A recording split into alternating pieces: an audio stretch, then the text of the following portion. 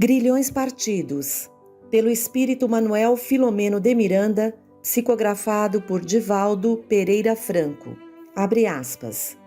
Os espíritos maus pululam em torno da terra, em virtude da inferioridade moral de seus habitantes. A ação malfazeja que eles desenvolvem faz parte dos flagelos com que a humanidade se vê a braços neste mundo. A obsessão, como as enfermidades e todas as tribulações da vida, deve ser considerada prova ou expiação e como tal aceita. Fecha aspas. Evangelho segundo o Espiritismo, capítulo 28, item 81. Capítulo 18. Novos esclarecimentos. O coronel Santa Maria, no entanto, experimentava insopitável depressão moral ao concluir dos trabalhos. Convidado com a esposa a um chá, no lar dos Sobreiras, não obstante o avançado da hora, aceitou o alvitre, tendo em vista poder confabular com o amigo em círculo mais reduzido, procurando esclarecimentos que se faziam urgentes. Durante o trajeto quase todo feito em silêncio, os genitores de Esther, ensimesmados, repassavam as palavras do inimigo desencarnado, enquanto os amigos, que compreendiam a gravidade daquelas reflexões, respeitavam-lhes a quietude. Chegados ao lar, as senhoras demandaram a intimidade da copa-cozinha a preparar o chá, enquanto os cavalheiros permaneceram na sala esperando. Foi o pai da enferma quem deu início à conversação. Não posso sopitar o desejo de ser leal para comigo mesmo e para com você, explicando-lhe que, só a custo, pude conter-me durante os atrevidos argumentos daquele mentiroso. O colega que esperava o desabafo deixou-o extravasar a mágoa, o estado de alma turbado. Ouvir alguém, prosseguiu quase rancoroso. Na minha posição, agredir impunemente, desrespeitar e ameaçar a vida da minha filha e a minha própria, sem reagir, é demasiado esforço, mesmo para alguém de forte têmpera moral, qual a minha. Tive ímpetos de revidar, altercar e, quiçá, não sei mesmo o que. Como você mesmo constata, redarguiu sereno o colega, o entendimento fraterno e o perdão são virtudes muito difíceis de vidas. Compreendo perfeitamente sua inquietação e posso aquilatar se eu não teria reação idêntica, embora haja sofrido angústia equivalente quando do problema de Giórgio, meu filho. Abre aspas. Considere, no entanto, que ao seu pensamento contundente ele revidou, identificando-o, o que não conseguiria antes, e mais aguçando a ira e a rebeldia. Fecha aspas. É verdade, obtemperou o outro. Todavia ele mente. Jamais feri alguém intencionalmente ou prejudiquei pelo prazer de afligir e perseguir. Nunca fui homem capaz de atitudes vis. Bem o sei, retrucou o anfitrião gentil. Ocorre, porém, que o gravame é sempre visto de forma infeliz por quem padece a ofensa, mesmo quando não desejamos magoar. Nossos atos, nossa linha moral de conduta geram reações que não nos podem seguir ou compreender, que ignoramos. Enleiam-se esses pobres na revolta e passam a odiar-nos. E se somos inocentes do mal que nos atribuem, indagou, deveremos sofrer-lhes a agressão como consequência do que creem ser injustiça? Claro que não. Então, e neste caso, por que nos persegue ele? Saberemos, com paciência saberemos. A precipitação é má conselheira e o orgulho ferido sempre obscurece a clara visão das coisas, do mundo, da realidade, da vida. Enquanto aqueciam a água, as duas damas conversavam afavelmente. Dona Mercedes confortava a amiga. Não veja no ofensor um inimigo. Examine a dificuldade pelo ponto de vista dele e se apiedará. Certamente, perturbado como está, não tem o conhecimento correto das coisas, crendo que se supõe exato. Experimenta, portanto, terrível distúrbio da mente e do sentimento. Parece-me muito positiva a revolta maceradora que exteriorizou com ferocidade. É, porém, odiento, interrompeu-a a senhora Margarida. Como destila veneno, quantas ameaças e calúnias. Reserve-se serenidade, minha amiga. As coisas não são como parecem. Cada um conclui e age conforme melhor lhe apraz. Considere, ao invés de doar-lhe a piedade que nos merece, você está magoada, vibrando mentalmente contra ele em razão de ser-lhe vítima. Se, todavia, houver sido ele o ferido anteriormente, não pelo que diz, mas por motivos que ele próprio ignora, a atitude tomada está errada, é certo, mas a sua reação também não está correta. Melhor aguardar os resultados, não com a indiferença, pois isso não seria viável. As formas exatas de proceder são ainda a piedade e a oração pelo perseguidor, conforme ensinou Jesus. Demais, ele já está em tratamento, o que prenuncia melhora próxima, saúde futura com paz geral. A mãe da obsessa, emocionada, meneou a cabeça afirmativamente e concluiu: você tem razão, é verdade, só o amor resolve. Então sigamos à sala, sirvamos o lanche. Com a chegada das matronas, o coronel Sobreira, desejando confortar o amigo e tranquilizá-lo, definitivamente expôs. Inocentes dos erros que nos atribuem, se experimentamos a injunção da dor, não significa isso um desequilíbrio das leis.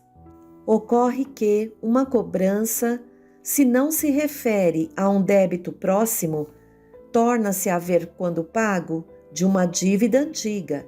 É provável que vocês nada tenham com o perseguidor de Esther, que lhe justifique a atitude. Aliás, nada escuda o homem, facultando-lhe desforço de qualquer natureza. É possível que, mediante a contenda e o ajuste com ele, se regularizem compromissos outros, faltosos para com a consciência divina. Importante ressaltar que não é o que ou a quem devemos, mas o débito em si, que sempre constitui abuso e desconsideração para com a realidade superior que rege a vida. Confiemos, então, em Deus e aguardemos sua sabedoria. Estamos hoje mais próximos da luz do que ontem nos encontrávamos e melhor elucidados que antes.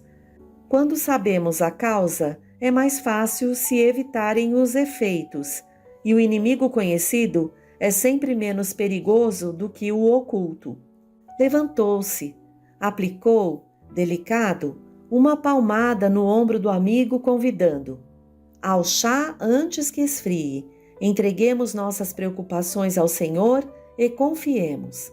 O restante da visita transcorreu em agradável conversação, após o que os Santa Marias demandaram o lar, algo renovados, otimistas. Era o milagre da caridade da palavra gentil no momento próprio do esclarecimento paciente. Oportuno elucidar que o amorável Bezerra e nós outros acompanhamos os dois casais aos seus domicílios. Enquanto dialogavam, os Sobreiras eram teleguiados mentalmente pelo instrutor, a fim de que a justeza dos conceitos propiciasse resultados positivos e lenificadores nos neófitos aprendizes da doutrina espírita. O verbo edificante é combustível divino que gera renovação e força, plasmando construções superiores nos painéis mentais a materializar-se no mundo objetivo como realizações eficientes. As considerações salutares e o estudo interessado das comunicações Após os trabalhos mediúnicos pelos membros da equipe, oferecem significativos resultados para todos. Devem-se analisar o conteúdo das informações, acrescentar elucidações aos pontos nebulosos, confabular, objetivando-se maior soma de benefícios. Médiuns e doutrinadores, mais facilmente, são convidados a aduzir impressões, emoções experimentadas que visem a maior benefício para a melhora de técnicas, aprendizagem, correções necessárias. Contando com a presença dos benfeitores no recinto, o intercâmbio intuitivo para o aprimoramento de todos ensejará excelente contribuição que enriquecerá de experiências a equipe interessada, que mais sensível se fará ao controle dos espíritos superiores. No sentido oposto, a conversação vulgar, o comentário ácido, os apontamentos irrelevantes perturbam a psicosfera em que se demoram por algum tempo as entidades em tratamento, permitindo a quebra das defesas especiais e a invasão dos espíritos infelizes a cuja convivência mental os membros do grupo se acostumaram, prosseguindo as inditosas obsessões de que não se desejam liberar. O término de qualquer ministério de desobsessão na esfera física de maneira alguma encerra os serviços de socorro e enfermagem espiritual. Conveniente os lidadores encarnados cuidarem da preservação psíquica superior do recinto, quanto da própria, demorando-se em reflexões e conotações sadias, aplicando em si mesmos as lições ouvidas, mesmo quando as comunicações hajam apresentado maior soma de sofredores, aos colaboradores terrenos compete a meditação quanto ao futuro que os aguarda, caso não se resolvam à vivência das atitudes enobrecedoras.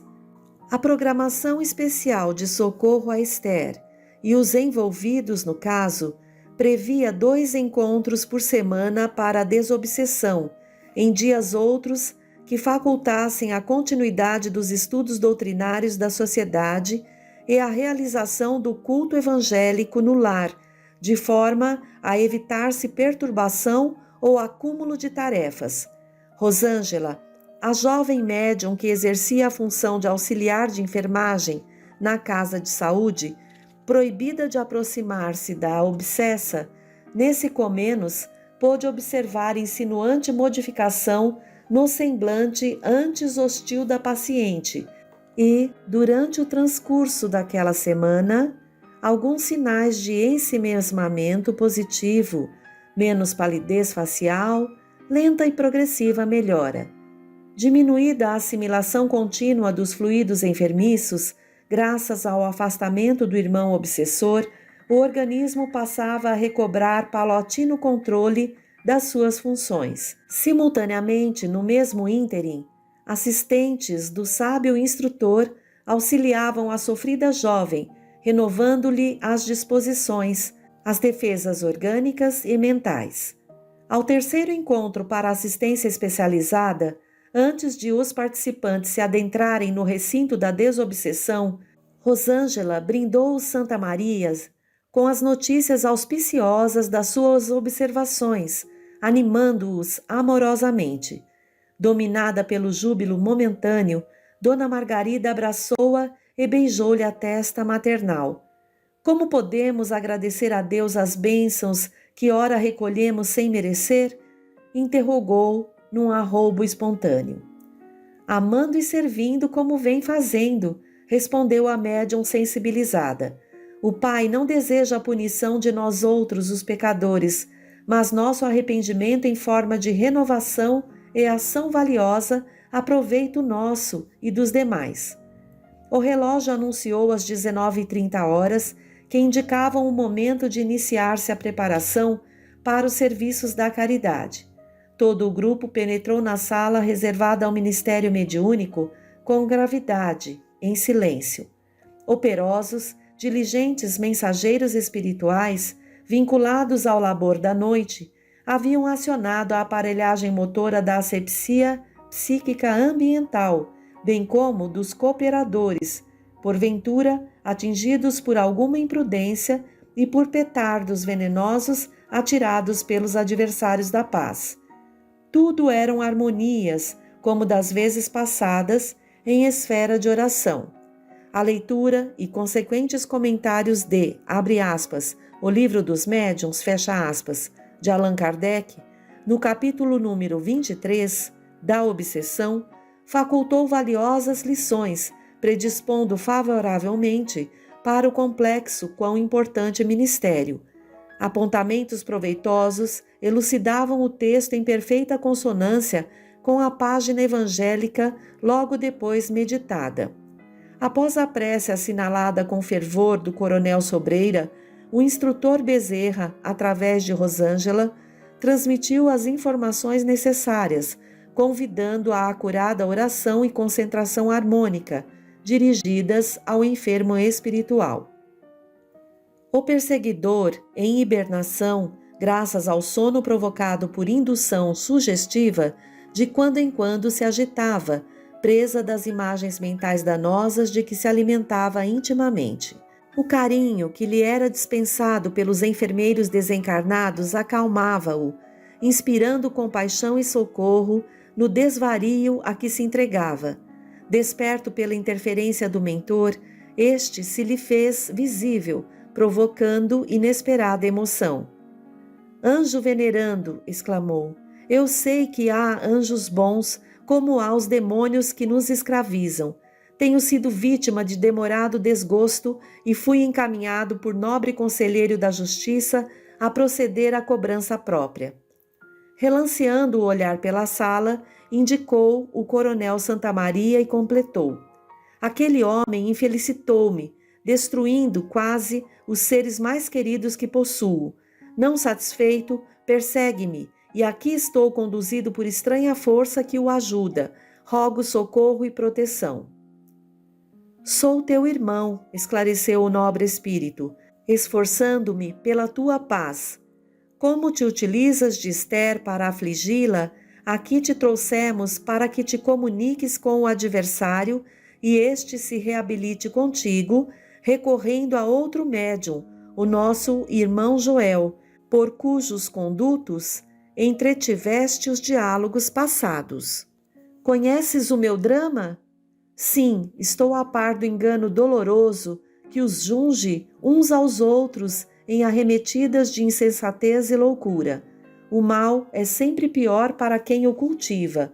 O teu conselheiro equivocou-se, conduzindo-te a grave erro. Falaremos sobre isso depois. Agora, ouve o que tem a dizer-te e fala. Apresenta o teu problema na condição de quem espera reparação e não como quem sucumbiu irremediavelmente.